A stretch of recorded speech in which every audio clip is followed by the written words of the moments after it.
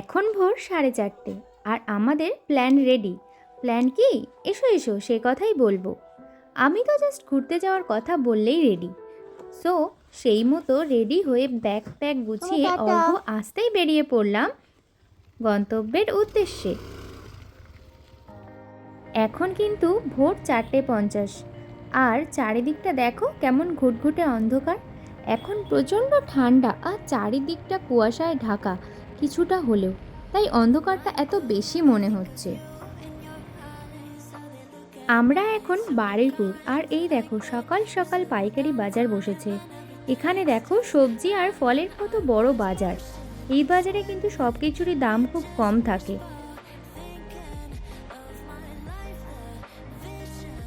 ভোর বা রাতে গাড়ি চালানোর যেমন সুবিধা আছে তেমন কিছু অসুবিধাও আছে। অপরদিকে গাড়ির জোরালো আলোয় চোখ যেন ঝলসে যায়। এই জায়গায় আমরা খুব বাঁচা বেঁচে গেলাম। বাম্পারটা খেয়াল করা যায়নি যেহেতু স্কুটি ছিল আর স্পিড ছিল 70 কিমি/আওয়ারে। সো সামান্য বাম্পারটাও চাপ সৃষ্টি করলো। এখন আমরা জেএলডি কলেজ পেরিয়ে চলেছি। অ্যাক্সিডেন্টটা জাস্ট হতে হতে বেঁচে গেছি। পায়ে হালকা লেগেছে। আর এখন এদিকটা এত ঘুটঘুটে অন্ধকার যে বাম্পারগুলোও চোখে ঠিকমতো দেখা যাচ্ছে না, কিন্তু ভোরের আকাশটা পাহাড়ের মতো দেখতে লাগছে। আমরা এখন ক্যানিংয়ে আর প্রায় 5:30টার কাছাকাছি ঘড়ির কাঁটা। চারিদিকটা দেখো, এই ভোরেও কেমন জমজমাটি পরিবেশ। এখন বলো, এই রকম পরিবেশ হলে ট্রেনে লোকের ভিড় না হয়ে পারে? আর হ্যাঁ, এই ক্যানিং কিন্তু গেটওয়ে টু সুন্দরবন, মানে এখানকার রাস্তায় কিন্তু সুন্দরবনের প্রবেশদ্বার। আর এই প্রবেশদ্বার প্লাস ক্যানিং ব্রিজ সব কিন্তু বাম আমলের তৈরি। আর এখন আকাশটা জাস্ট দেখো তোমরা, কি আশ্চর্য রকমের সুন্দর দেখাচ্ছে। সূর্যি মামা এখনও কিন্তু ওঠেননি ঘুম থেকে, কিন্তু তার যে ঘুম ভাঙার সময় হয়ে এসেছে সেটাই বলতে চাইছে যেন। স্টার্ট হচ্ছে ক্যানিং ব্রিজ।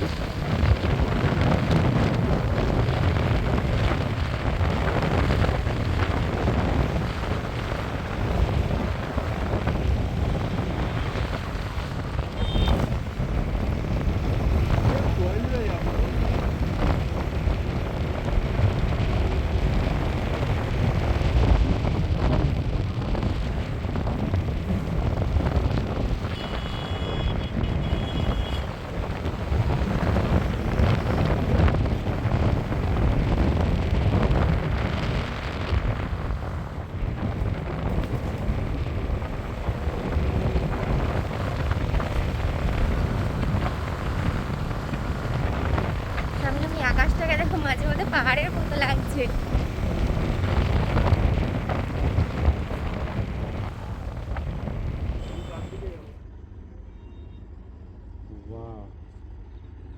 জাস্ট কি দারুণ লাগছে। এখানটায় আসবি তো, এখান থেকে তো পরিষ্কার দেখা যাবে। কেন আসো তোমায় দেখাই। ওই দেখো, ওই যে দূরে দেখা যায়, ওটা কি? পাহাড়। হ্যাঁ সত্যি। আমরা পাহাড়ে ঘুরতে এসেছি। হ্যালো, আমরা এখন ক্যানিং ব্রিজের কাছে। এই দেখো ব্যাকগ্রাউন্ডে কি সুন্দর আকাশটা, পুরো মনে হচ্ছে পাহাড়ের মতো। আগুনের লিলিহান, শীতকালেই আগুনের লিলিহান শিখা গায়ে মাখতে মাখতে যাব। ও বাবা,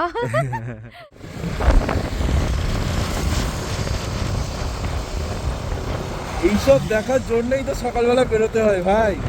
ইয়েস, সকালে না ভোরবেলা বেরোলে না। ও ওইটাই বলছি, এইটা দেখার জন্যই ভোরবেলা বেরোতে হয় আর এই ব্রিজটায় আসতে হয়। ইয়েস, আমরা এই টাইমে এই ব্রিজে আসবো বলেই আমরা বেরিয়েছিলাম, বল। একদমই তাই। ওটা যখন দেখা যাচ্ছিল মনে হচ্ছিল পাহাড়ের মতন, বাট এখন সেটা নয়, দারুণ দেখা লাল হয়ে গেছে একদম। ঠিক আছে, আরেকটু পরেও হয়তো আরো ভালো লাগবে, কিন্তু আমরা দাঁড়াবো না এখন, আমরা যাবো আমাদের গন্তব্যে, তাই তো? একদম ওটাই তো আসল চমক আছে। আজ একটা সারপ্রাইজ আছে, বল। হ্যাঁ হ্যাঁ, কি একটা সারপ্রাইজ আছে, দারুণ। বেঁচে ফিরলে দেখাবো।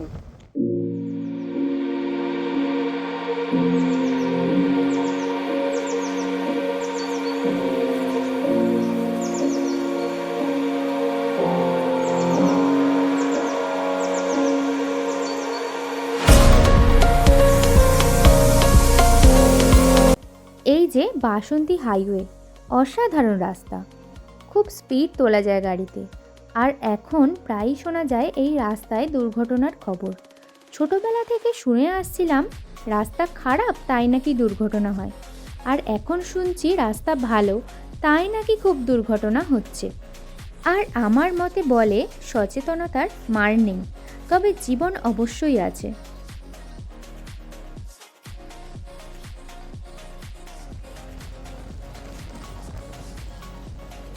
এই ভোগল নদী যাচ্ছে আর দুপারে ভোগল ডাঙা। এই তোমার বাড়ি কোথায়?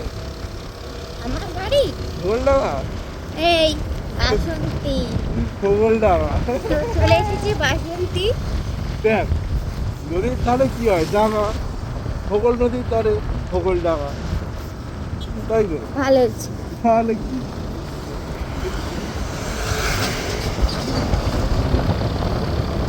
এটা হচ্ছে ক্যানিং যাওয়ার অটো, আর এদিকে হচ্ছে গদখালি ঝড়খালি যাওয়ার অটো, বাট নেই এখন। এদিকে আমার গাড়ি চলে গেছে, আর হ্যাঁ শোনা যাচ্ছে।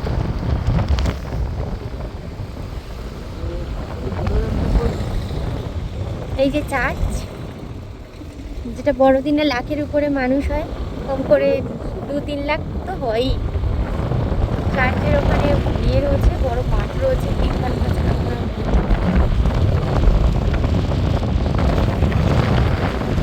আর বাম দিকে সামনে গেলে একটু এগোলেই থানা করবে।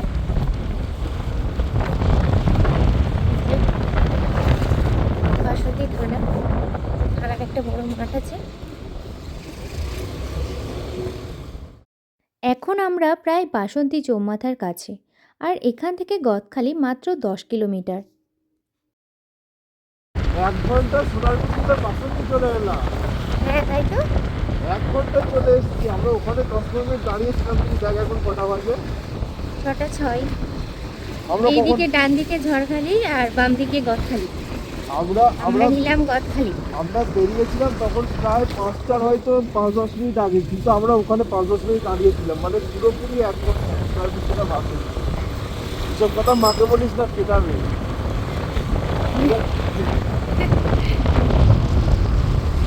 ফাঁকা রাস্তায় বলিয়েছি আমার।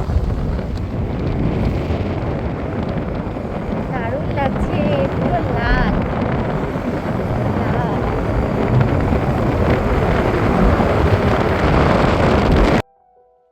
এখন আমরা বাসন্তী চৌমাথা পেরিয়ে চলেছি গদখালির উদ্দেশ্যে। আর এখন আকাশের সৌন্দর্য উপভোগ করতে করতে আমরা এগিয়ে চলেছি। তো মনে হচ্ছে যে এই ভোরের স্নিগ্ধ সৌন্দর্যের মধ্যে যদি 1 কাপ চা হতো, ব্যাপারটা কিন্তু বেশ জমে যেত।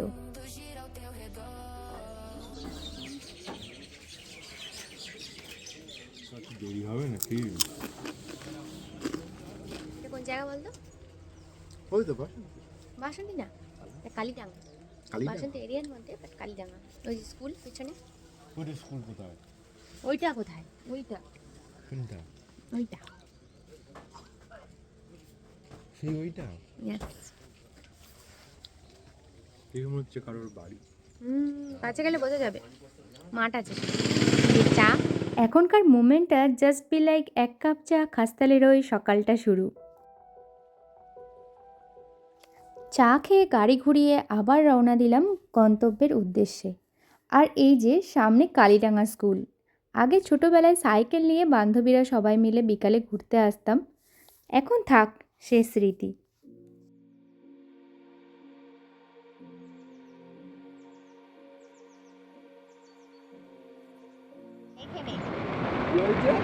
তুই বললি না গ্রামের মেয়ে গ্রাম পছন্দ করে না, শহরই তো পছন্দ করে গ্রামের লোক।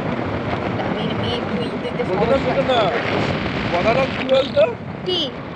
তুই প্রথম ভোরবেলা উঠলি, ওই জন্য তোর এত ভালো লাগছে সকালবেলা। মোটেও না, সকাল ভালো লাগছে বলে কথা না, আমার গ্রামই ভালো লাগছে। না তুই ভোরবেলা কোনোদিনও উঠিসনি তো জীবনে? মোটেও না, মোটেও না। এই প্রথম ভোরবেলা না রে বাবা, আমি মর্নিং ওয়াক করতে যেতাম। ওই সকাল 8টার সময়। সকাল 8টার সময়। এখনকার ইয়ে বলে লাভ নেই। আমি তখন যখন ছোটবেলা থেকে আরে মর্নিং এ জানি, স্কুল জানি। আমার। হ্যাঁ জানি জানি। হ্যাঁ হ্যাঁ, তুই তো সব জানতা হরিদা। ওই এই সকালবেলা এরকম সকালবেলা প্রথম দেখছিস তো ওই জন্য ভালো লাগে। প্রথম এই সকালবেলার প্রথম, আমি তো না ঘুমিয়ে কাটানোর মানুষ, বলে এই সকালবেলা প্রথম দেখছি। এই রাস্তাটা করার আগে না এই সব দোকানগুলো সব রাস্তার উপরে ছিল, সব ভেঙে দিয়েছে বলে এখন আবার নতুন করছে। দেখি, সব ভেঙে দিয়েছিল, সব 50% করে ভেঙে দিয়েছে, মানে এতই রাস্তার উপরে ছিল। ঠিকই তো করেছে না, সরকারের রাস্তা সরকারকে তো দিতেই হবে না একদিন না একদিন, কিন্তু যাদের গেছে তারাই হয়েছে, কারণ এখানে তো অতটাও বেচা কেনা হয় না না। ঠান্ডা লাগছে, মাস্ক পরতে হবে। হ্যাঁ, মাছটা পড়েই নেই। এই চুটকেলগুলোই যত বদমাইশ হয়। এইগুলোই গুলো এর রাস্তার মাঝখানে বুঝলি। দৌড়চ্ছে ওদের পিছনে খাবে বলে। তো আবার যাত্রা শুরু হয়ে গেল আমাদের। এইটা ধান মাড়াই করতে দিয়েছে, নিচে ধান রয়েছে, তাই খড় রয়েছে, খড়ের নিচে ধান পড়ে আছে, দেখলি না? মাড়াই করতে দিয়েছে, কেননা গাড়িগুলো গেলে তো ওদের আর মাড়াই করতে হবে না কষ্ট করে। বাড়িতে বেশি জায়গা থাকে না, রাস্তায় দিয়ে দেয়, রাস্তায় মাড়াই হয়ে যায়। হ্যাঁ, গুঁড়ো হয়ে যাবে, তো সেটাই তো চাই। আর ওই ধান নিয়ে গিয়ে পরে ওই ভাঙাতে দেয়, হচ্ছে ওই আতপ চাল বা ওই মানে চালগুলো করে না, ওই যে পিঠে পুলির যে ছোট ছোট ভাঙা ভুঙো চাল, ওই সবই তো করে মাড়াই করতে দেওয়া চাল। আমরা ছোটবেলায় মাড়াই করতাম, শুয়ে পড়ে গড়াগড়ি খেয়ে, দাদু দিত তো উঠানে। আমার তো উঠানটা অনেক বড় ছিল, তখন তো আর এরকম ছিল না। ভাই কি জোরে চালাচ্ছিস? গদখালি চলে এসেছি আমরা, একটু আস্তে চালা।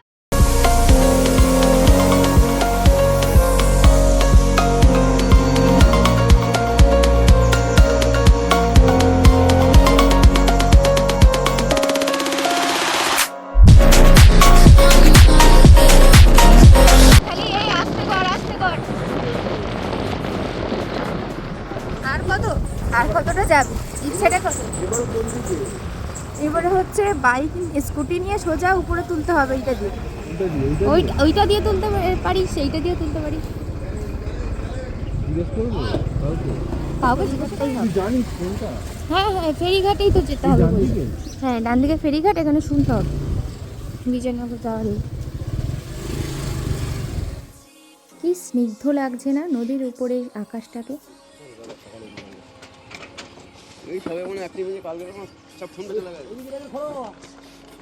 এই আস্তে, কোথায় যাচ্ছিস তুই? তুই ডালকে ওইদিকে যাচ্ছিস কি জন্যে?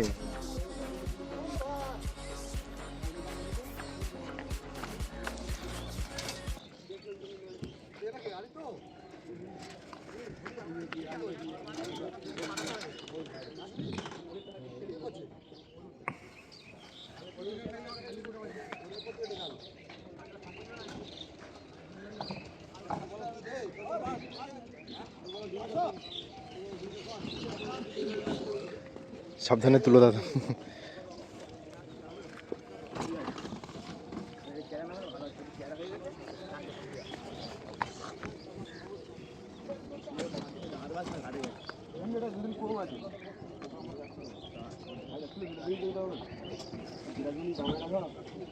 কি সুন্দর হাতটা ধুয়েছিলেন।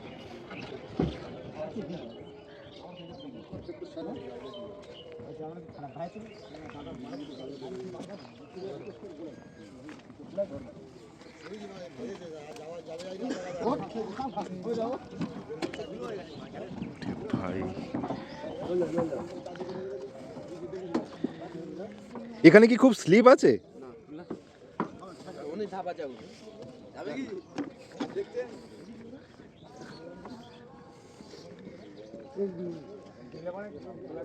এ তলায়ও ঘাট করা আছে রে, সিঁড়ি করা,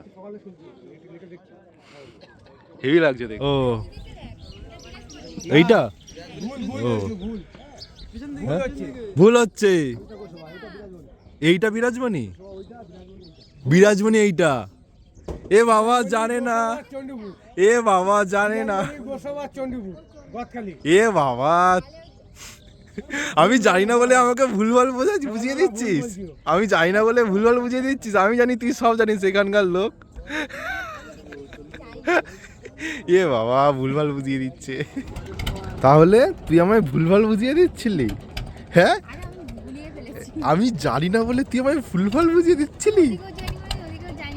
তুই তো বলবি কেন? আমি জানি তোর উপর আমি পুরো চোখ বন্ধ করে ভরসা করে আছি, আমি জানি আমি জানি আমি জানি তুই সব জানিস। কোন কোন স্টেটটা গেছিস, কোন দিকে? ওই দিকে?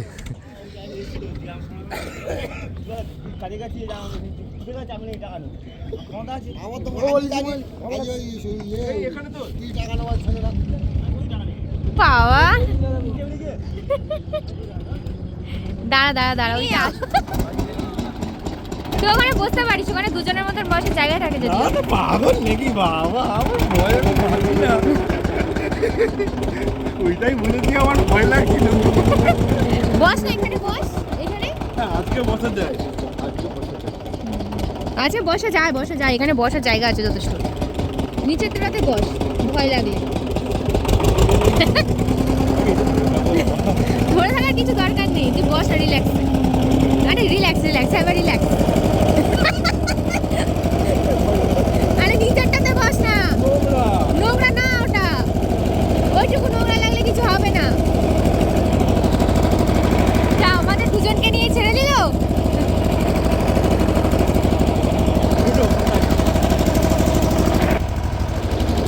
আরে বাবা হিরো হিরো।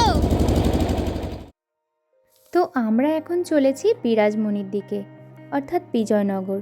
পুরো বোটটাতে মাত্র 3 জন, আর বাকি সবাই নাবিকরা। বোটের ওখানে দাঁড়িয়ে নিজেকে পাইরেটস অফ দ্য ক্যারিবিয়ানের পাইরেটসের মতন অনুভূতি ফিল হচ্ছিল জাস্ট। শহরের ব্যস্ততা, অফিসের কাজকর্ম সব কিছু ছেড়ে কিছু সময়টা যদি এইরকম একটা গ্রাম্য পরিবেশে, স্নিগ্ধ সুন্দর একটা পরিবেশের মধ্যে কিছুটা সময় কাটানো যায়, তাহলে কিন্তু মন্দ হয় না। শহরের ব্যস্ততাটাকে দূরে সরিয়ে রেখে উইকেন্ডে ঘুরতে যেতে কিন্তু মন্দ লাগে না। তো আমরা আজকে এই উইকেন্ডে চলে এসেছি কিন্তু খুব সুন্দর একটা জায়গায়। কোথায় যাচ্ছি আমরা? জয়নগর। এই যে সামনে এসে গেছে, তাই তো? এই স্টার্টও বন্ধ করে দিয়েছে। ভয় লাগছে নাকি? তোর তো ভয় লাগে, দেখ আমি দেখ সেরকম বাচ্চা। বলবো না কোথায় এক্ষুনি ছেড়ে এসে লাভ মারবে। চ আমাদের সাওয়ারি শেষ। এখন সামনে দাঁড়িয়ে আছে পাইরেট কাকু, আর উনি বোটটাকে ঠিকভাবে নোঙর করবেন। আমরা কিন্তু এটা গোসাবা নদী পার হলাম। এই যে এসে গেছি আমরা বিজয়নগরে, আর দেখো চারিদিকে আমরাই এসে গেছি বিজয়নগর।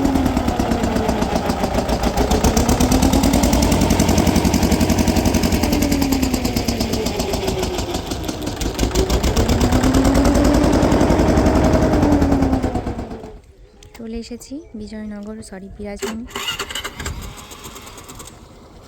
জলের কি আওয়াজ হচ্ছে!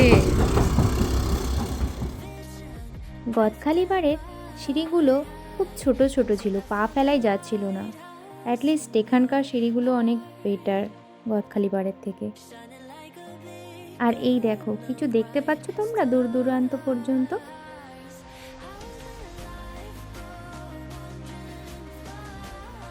এইবারে এই বিরাজমণি ঘাট থেকে আমাদের গ্রুপের বাকি সদস্যদের সাথে মিট করে এগোবো।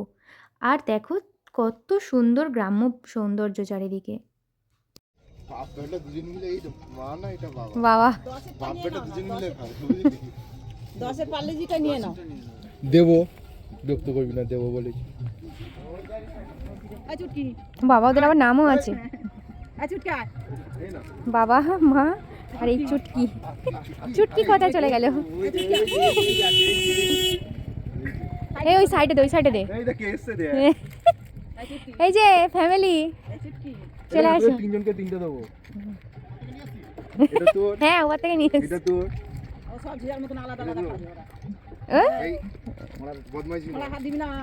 ঘোড়া আরে ভেঙে পুরো একবারে দিয়ে দে, পুরোটা ভাঙ। এবার এই দুটো খাবে। এবার ওকে দে, দে আর ছাড়। আর দুটো শুয়ে আছে দেখো তো, কোথায়? ওই তো ঘরের ভিতরে ছোট ছোট একদম হয়ে গেছে। এসে এই যে সুজয় দা দিয়া, কেমন লাগে? এই কাঁকড়া দেখেছো কেমন সাইজ? কেমন খেতে? ভালো খুব। কিন্তু ওই কাঁচা নয় তো, হ্যাঁ অন্যরকম একটা স্বাদ। ওটা বুনো কাঁকড়া, হ্যাঁ হ্যাঁ বুনো কাঁকড়ার স্বাদটা একটু অন্যরকম টেস্ট। ভালো তো। হ্যাঁ অনেক ভালো। হ্যাঁ বুনো কাঁকড়ার স্বাদ তো আলাদা হেভি খেতে।